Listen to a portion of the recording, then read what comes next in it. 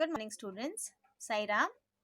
Now, in our today's class, we'll be proceeding with the next part of our lesson number 3, that is India's Defense System, Part 2. Now, in Part 1, children, we have learned about the various defense forces of India. Now, which were the three defense forces of India we have learned? Yes, the Army, the Navy, and the Air Force. So, these are the three defense forces of India which we have learnt earlier. We have also learnt about the functions of these forces as well as the chiefs. Okay, what are the chiefs of these forces known as? Apart from these three defense forces, we have other forces known as paramilitary forces. So today we shall be learning about the functions or the duties of these paramilitary forces. Which are these paramilitary forces? So there are paramilitary forces to help the defense forces in India. That means these forces are the helping forces to the main defense forces. So they are neither completely military forces nor completely civil forces. Okay, and so they are called as paramilitary forces. So they are neither military nor civil forces, and they are called as paramilitary forces. Now, what is the main task of this paramilitary force? Yes, their main task is to help the defense forces. Okay, so now let's study which are these different paramilitary forces. So, the first is Border Security Force, the Coast Guard, Central Reserve Police Force, Rapid Action Force. So, these are the paramilitary forces. That is the Border Security Force, the Coast Guard, Central Reserve Police Force, that is CRPF, and the Rapid Action Force. So, now let's study each of them. Now, these paramilitary forces, what are they responsible for? They are responsible for the security of important locations. Now, what important locations? Like railway stations, oil depots, and water reserves. So, you must have seen the RPF, okay, at the railway platforms, okay. So, they are called as the paramilitary forces. Then, similarly, they play a role in management of disasters, whether natural or man-made. So when there are natural disasters like earthquakes or volcanic eruption at the say like or floods, so these are the natural, whereas man-made, like if you have any collapsing of a building construction or any bridge, so accordingly we'll find during these natural disasters or man-made disasters, these paramilitary forces, they work accordingly. Now, the responsibility of protecting the country's international borders during peacetime also rests with the paramilitary forces. So, it is at the same time when they perform their duties during such circumstances, at the same time their duties are also, they are also responsible for protecting the international borders of our country. So, in order to maintain peace, for example, if any riots have taken place in the country, accordingly they are responsible for maintaining peace in the country. So now let's study each of the paramilitary force. That is the Border Security Force. What does it performs? The Border Security Force performs tasks like creating a sense of security in the minds of the people and living in areas near the border. So these Border Security Force are active at the border areas of the country, and they try to maintain peace and security at the borders, and they prevent smuggling, patrolling the border. So like as we know now, the issues going on at the borders, wherein the war between India and China, so it is during this time that this Border Security Force seems to be very active. And secondly, the Coast Guard. Now, what is the duty of the Coast Guard? The Coast Guard has been created to protect India's oceanic border. So, as we have Navy, also we have the Coast Guard which protects the India's oceanic border.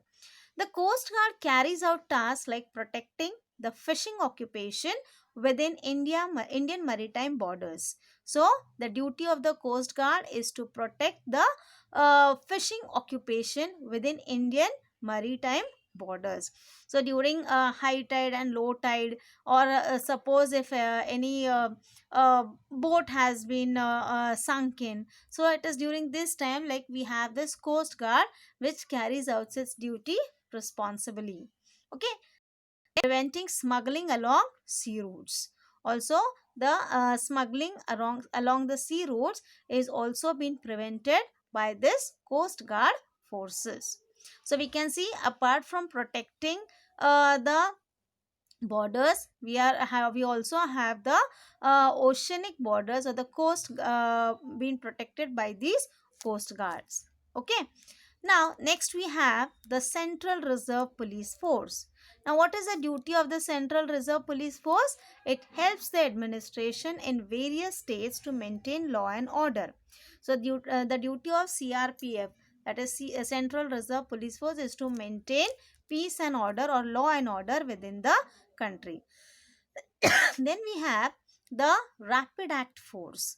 It performs the task of bringing people's lives to normalcy by moving in quickly in incidents of threat to national security, such as bomb blast or riots. So, as we have spoken about the natural disasters, now these are the man-made disaster like bomb blast or riots which are being created by the people. So it is during this time that we find the Rapid Action Force performs the task of bringing people's lives to normalcy by moving in quickly in incidents of threat to national security, such as bomb blasts or riots. The National Cadet Corps, that is the NCC, has been established with the purpose of instilling among students the love of discipline and military training. So, it is the basic military training which has been provided in the NCC. So, when you go for colleges, now in some schools also we have this. So, there is NCC, that is the National Cadet Corps, wherein the basic training of military is being given to the students.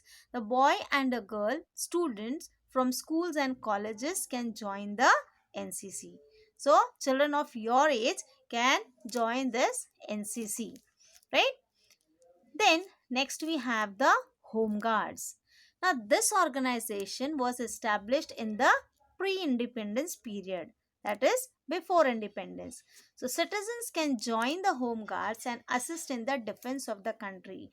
So, again, it is the responsibility of the citizens if they want to protect the or keep their country secure, so they can join this Home Guard and assist in the defense of the country. Any citizen, man or woman, between the ages of 20 to 35 years can join the Home Guards. So, what is the age limit for joining the Home Guards? 20 to 35 years of age. Now, as we have seen that these different paramilitary forces which are guiding the, which are protecting the country. So, the India's security, in order to maintain its security, it had to face many challenges. Now, what were the challenges to India's security? So, right from the time of independence, Pakistan and China have tried to threaten India's national security. So, we have seen in our previous lessons also that the wars between India, Pakistan, and India, China. So, there were also several disputes between India and Pakistan. Now, which were the issues on which there were disputes? That is the Kashmir issue, then disputes over the border, water sharing, then a problem of infiltrations. So, these were the issues on which there were disputes between India and Pakistan. Still, we find that this is going on. Now, India has continually tried to solve these issues through discussions and negotiations. Even India and China are important countries in Asia.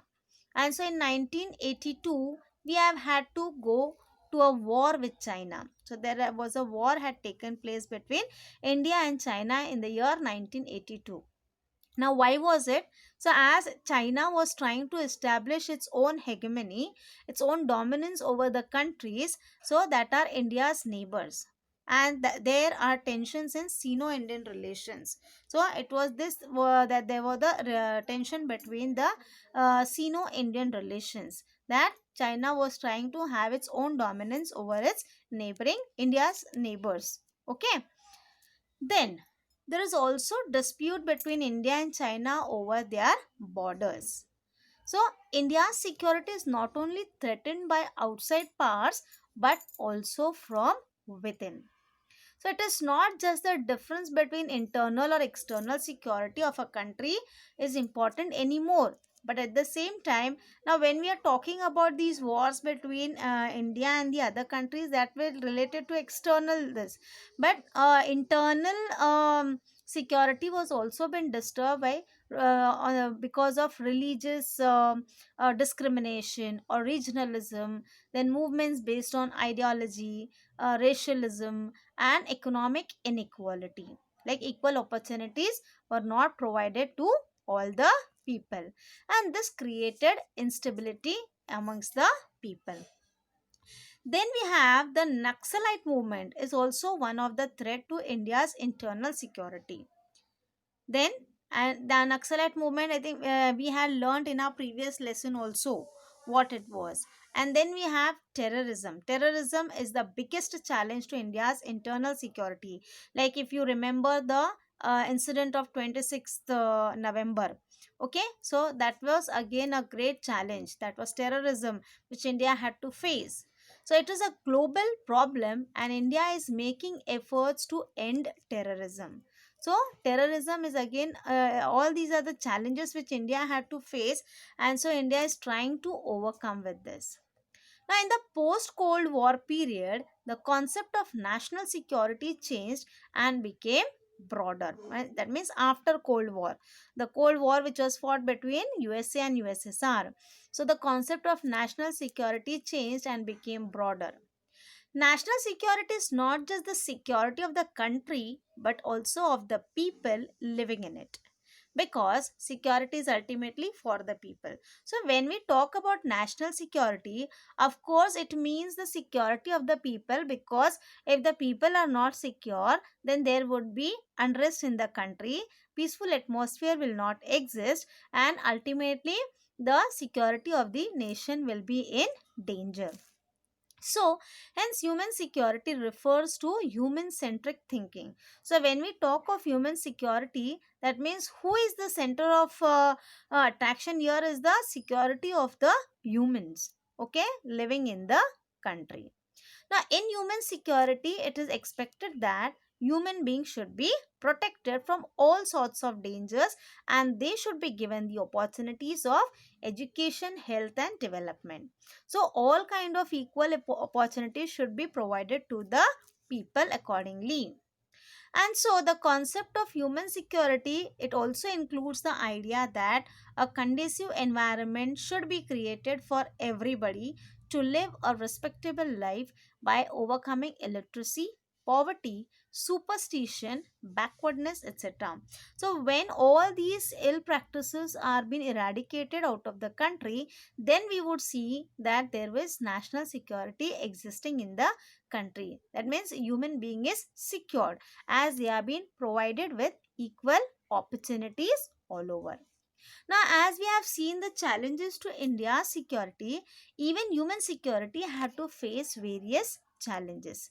Now, the biggest challenge to human security is that of terrorism. I earlier mentioned about the incident that had taken place on the 26th of November.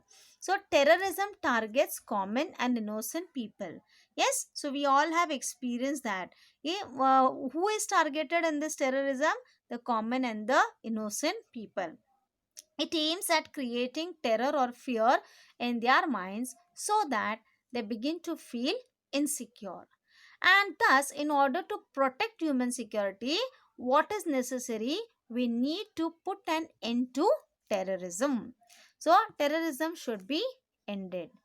Second, we find that the human security has to face the second challenge, that is of pollution and other changes in the environment.